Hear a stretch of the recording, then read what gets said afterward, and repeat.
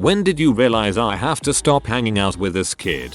I had a goldfish. I loved this goldfish. His name was Frederick and I had him for about a year until Jackson came over. Keep in mind we are both 10. I went to the bathroom and Jackson took Frederick out of the bowl and stomped on him outside. I was devastated and my mom took Jackson home. Never hung with Jackson again. He did move schools a year later and I have no idea what he's doing now.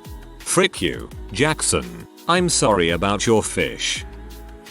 Her idea of fun was using my computer to arrange dates with older men on the internet and dragged me along with her. I was sitting on the bed in some basement while she was draping herself over two strange guys. We were 15. And I realized these guys could murder us right now and nobody would ever know. Nope the frick out of there and never spoke to her again.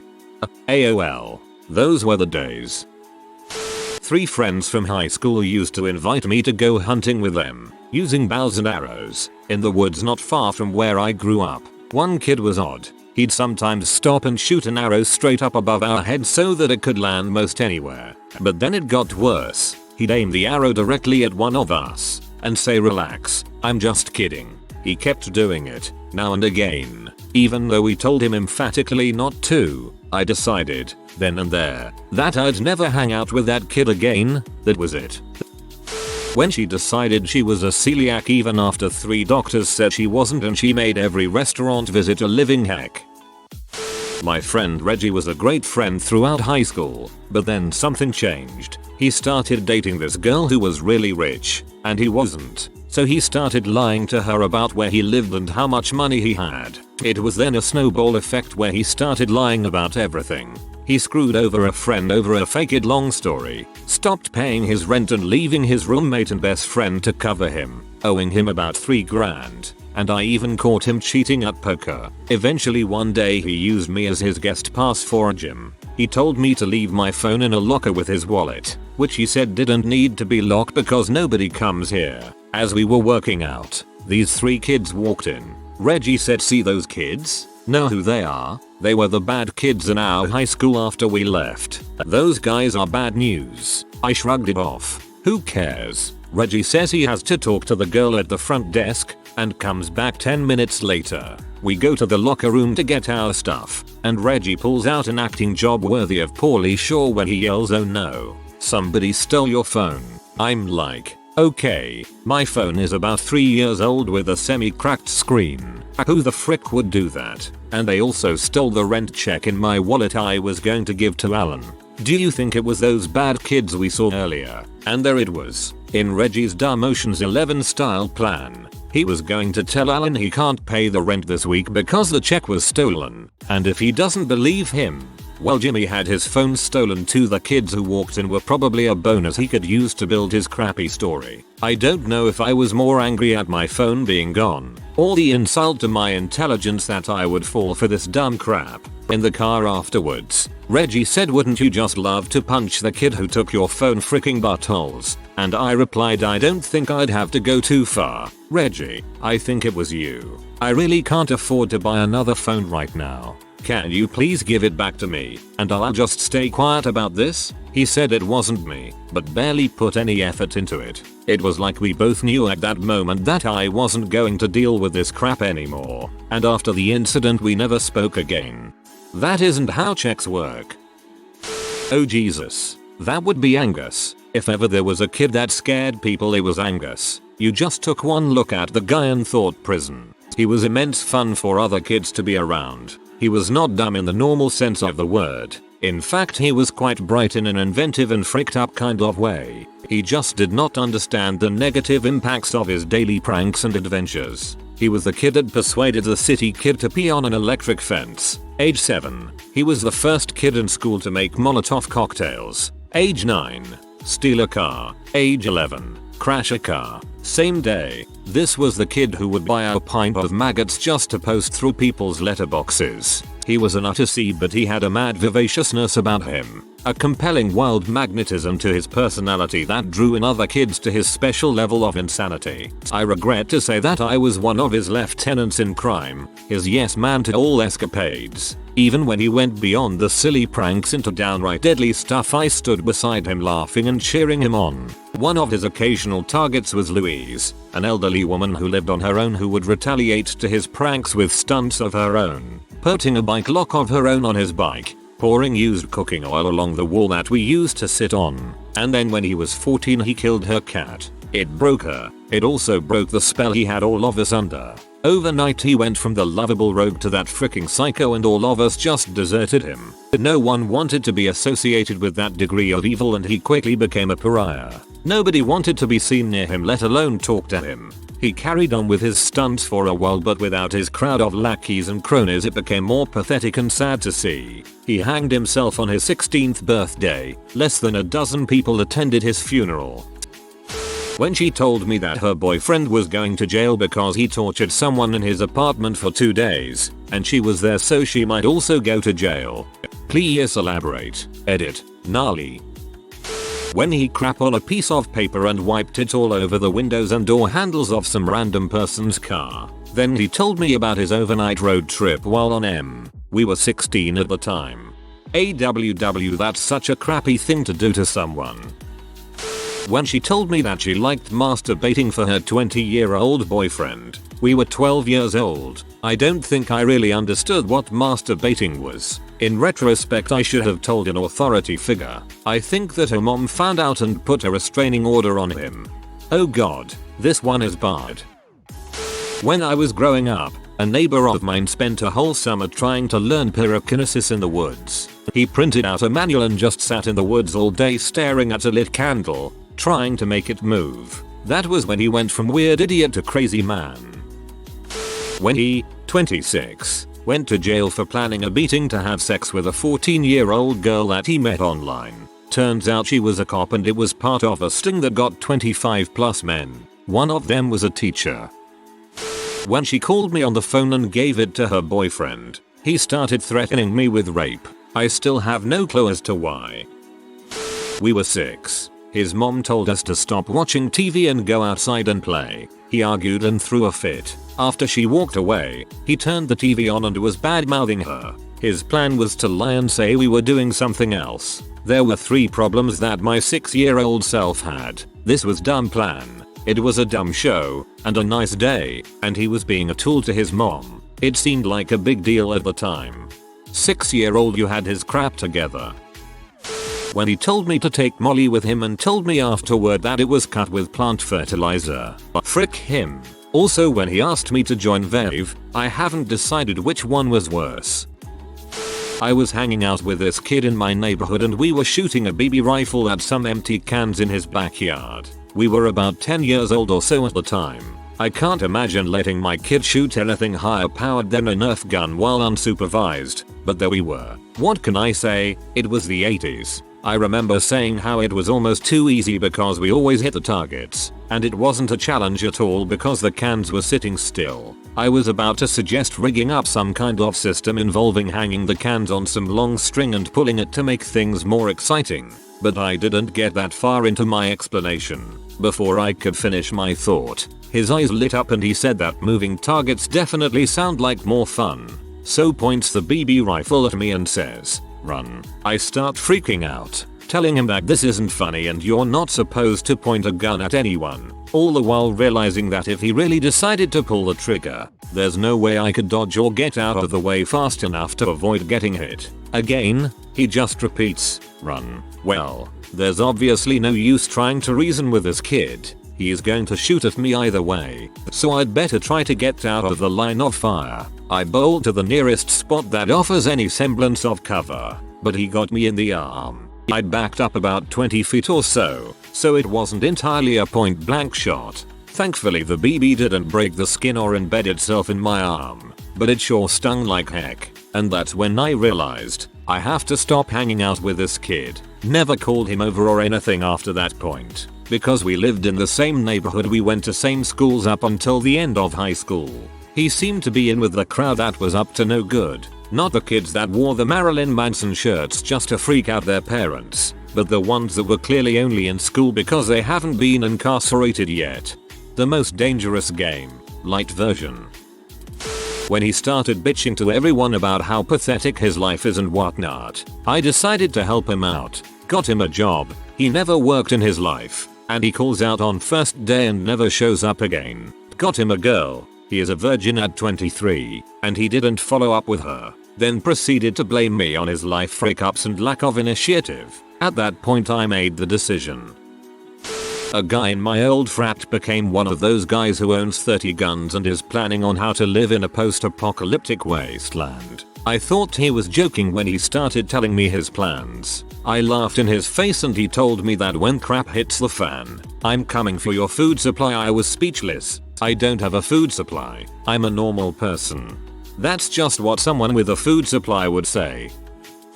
When he ordered himself a bunch of lap dances at my bachelor party and then asked me for cash to pay the girl because he forgot his wallet for the umpteenth time. My wedding, which he was invited to already, was the last time I saw him.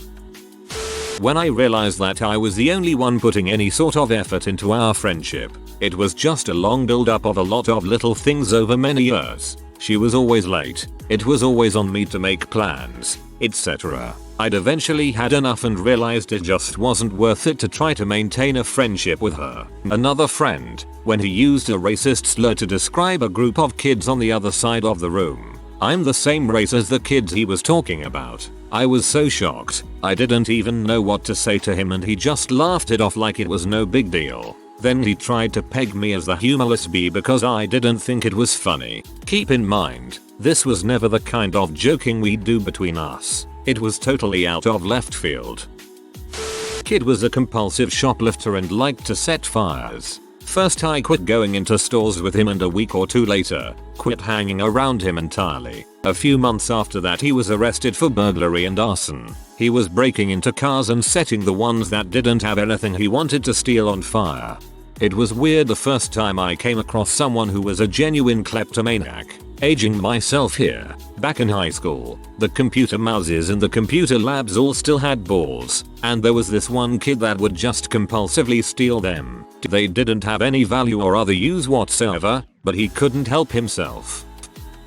He was disrespectful and hostile to teachers or authority figures in the school, and openly, loudly, and in public, hated women. I met him through mutual friends, and felt bad for him because he had a lot of problems at home, so I hung out with him occasionally, and I won't lie, it could be pretty fun to chill with him when he wasn't going on a tirade about how awful women are. Final straw was a 2-day period wherein he loudly mocked a librarian like a 5-year-old because the guy had told him to leave the school library if he wasn't going to do homework. I was doing my calc homework while he talked at me. The next day, he got into a shouting match with some girl in the hallway. She got so fed up with him that she smeared his white shirt with her makeup, and he spent the rest of the day loudly telling me that women were terrible and that he now smelled like fattest bee. I had quite a good reputation among teachers and other students in high school, even though I wasn't popular by any means, and I really didn't want to be associated with someone who behaved like that. So I stopped talking to him aside from brief hellos as we passed in the hall. While he talked at me, I hate it when people do this. It's more annoying if you make the visual cues or try to gently hint that you're not interested busy and they just keep running at the mouth like verbal diarrhea. When she told everybody that she had had a miscarriage when she got her period, the teachers believed her. We took up a sympathy fund and all. She bought herself a bunch of new clothes and got all bougie about it. She did a lot of little insane crap other than that, as well. What other insane crap?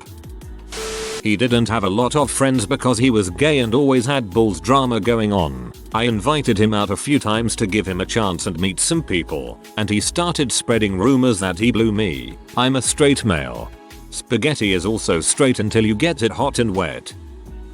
Whenever someone else was around he would make jokes at my expense. He was also a pathological liar who told crappy lies and got upset when you called him out on it. He went into a grocery store with enough money for 2 items and returned with 5. The last time I really talked with him was when he was around 2 other guys and were diving up each person's share of whatever drug they were doing. He even did a cliche "if you tell anyone about this you're dead" threat. Stop hanging out is kind of an overstatement since we really quickly stopped talking to each other once he got cooler friends than me. Still, I got a why do I even attempt to talk with him when he's such a dong to me thought when he was making fun of me at a regular basis. Lying WTF, why do people do that? When we ran into each other after our first year of college ended and she turned into a complete sorority stereotype. Made fun of me repeatedly for my dress sense. I was wearing a hoodie and no makeup that night, and talked endlessly about her sorority. I couldn't get a word in about literally anything else. I know someone like this. She loves talking about her sisters and how much fun she has. Quite frankly, I don't give a frick. He had a drinking problem. He was an awesome guy when he wasn't drinking, but he was a complete dumbass when he drank. One thing I can't stand is someone who can't handle themselves when they are drunk. He came over to my place and got wrecked. He then slammed a handle of vodka on the counter, and that's when my brother and I decided that he needed to go. My brother politely asks him to leave several times. My friend then started to push my brother. My brother kept trying to get him to leave without things getting physical. He pushes my brother one more time, and that's when my brother let loose on him. He hit him in the face and the guy went down. My brother got over the top of him, hit him in the face a few more times, dragged him out of the apartment, and closed the door. He got his butt handed to him. My friend spent the next hour trying to come back in, and we just handed him his stuff through the door and told him to leave. After that, I had no contact with the guy. One thing you don't do is start crap with my brother. My brothers and I are close. The only reason I didn't join in on kicking his butt is cause my brother already had the situation handled. I'd occasionally see the guy at bars and he knew that he messed up. He'd explain that he doesn't get into fights anymore and all that. I'd listen, but I'd be thinking, yeah, whatever. Frick off. He knew it. The last time we hung out was when he came and picked my friend and I up after our DD got a DUI. We were stranded at 3 AM on the side of the road and he got us. He really wasn't a bad kid. He just had a tendency to pick fights when he was drunk. He'd always get his butt kicked too. So I kinda think he did it for the punishment. We hung out at his place and had a few beers. We started talking and he really started to talk about his problems. By the end of the conversation I thought, this kid is either going to be in rehab in 6 months or he's going to be dead. He'll either kill himself or something will happen. He said he was planning on going into rehab the next week and he seemed to genuinely want to get better. I made a mental note to check on him every once in a while. I got busy and we didn't hang out after that. 6 months later he wrapped his car around a pole. The fricked up part is that he had just gotten out of rehab and he was clean. Everyone who I talked to about it with said he was the happiest he had been in a long time. He was texting and driving. Don't text and drive. That wraps up that problem. My cousin randomly started talking about self-cannibalism one day, and she was talking as if it was a normal thing, and then the next day she did the same thing. And this actually continued for another 2 days when I decided to leave. Yeah, that type of talk just tends to gnaw at you. When she said, I did an experiment, I asked what she did. Well, I got my dad's hammer and whacked the small jewels on my bracelet. They didn't break, so they are diamonds. I proceeded to start arguing with her that those are fake and are just painted rocks, while she kept saying that they were really small diamonds. I said that bracelets that only cost $2 wouldn't have diamonds in them. She said that they might have accidentally ended up in the factory. I told her that they wouldn't make a mistake like that. She kept saying it was an accident. Did I stop hanging out with her? Number. She would be cheap to get engaged to. After he took about 9 grams of mushrooms in one night. Afterwards he became very weird, would mumble to himself, pick fights and start spouting conspiracy theory crap. The I'm done moment came when some friends and I were talking in the hallway at school and he just walks up and says bestiality is gross, why would anyone frick a dog completely unprovoked? And he just walked off without waiting for a response. When he sent me a Snapchat of him getting a tattoo on his butt from a friend with zero experience, on the top a parking garage that we used to hang out on. I don't need friends that get second-hand butt tattoos. I haven't thought of this story in a long time, but I remember it very clearly. My best friend growing up who lived in the same neighborhood. I would do anything for this kid. He was my best friend. We hung out every day doing whatever and getting into crap. Well, as we grew up and out of middle school, he started hanging out with the bad kids. The types that would smoke before school, on their lunch break, and party hard on the weekends. Well, I was over at his house after school one day and we were playing cards or something and I caught him cheating and it just was the last straw. There were a lot of things that pee me off leading to this, but the overt way he tried to cheat just put me over the edge. I just got up and walked out of his house and that was the last time we really hung out. Him standing in the doorway as I was walking away is a memory that will always stay with me. Since then he has gotten into heavy drugs and has not been the same. It's really sad to think about it sometimes. I've always wondered what my life would be like if I never walked out that day. If we would still be great friends and if I would have traveled the same road as him. When I was living in my apartment, one guy used to come over all the time even when we weren't home. He was a friend and trustworthy but would make ridiculous demands and assume that he could tell us to do whatever he wanted. Examples. 1. Hey man, can you shut off your computer? I am trying to play Xbox and your downloads are slowing it down. I was the only one home at the time and this idiot was trying to tell me how to use my internet. 2. Hey man, I was hungry so I took some of the pizza from your fridge. Didn't ask, was my pizza. 3. Is it okay if I have a friend come over with me? Found out it was a girl, who at the time was 16 while he was 22. And they fricked when nobody was around in any of the 3 bedrooms. Apartment had 5 bedrooms, 2 of which were used as storage. And many other retarded things like that. One day he tried to take some drunken W into the living room and was trying to hit that on my couch that I bought. I almost beat the heck out of him but instead I walked over with a small bowl of hot water and dumped it on him while he was trying to blow her. He freaks out and I threw him and his bar W out. That was the last time I hung out with him or ever talked to him about 7 years ago. Was a glorious day. Even my roommates were okay with it. 1. Hey man, can you shut off your computer? I am trying to play Xbox and your downloads are slowing it down. I was the only one home at the time and this idiot was trying to tell me how to use my internet. Funny you say that. Between my roommates and I there's way too much downloading to stream a YouTube video, so we kind of have a rule where you download stuff overnight. If you are new to the channel, you can subscribe. I publish new videos every day. Until then, check another video.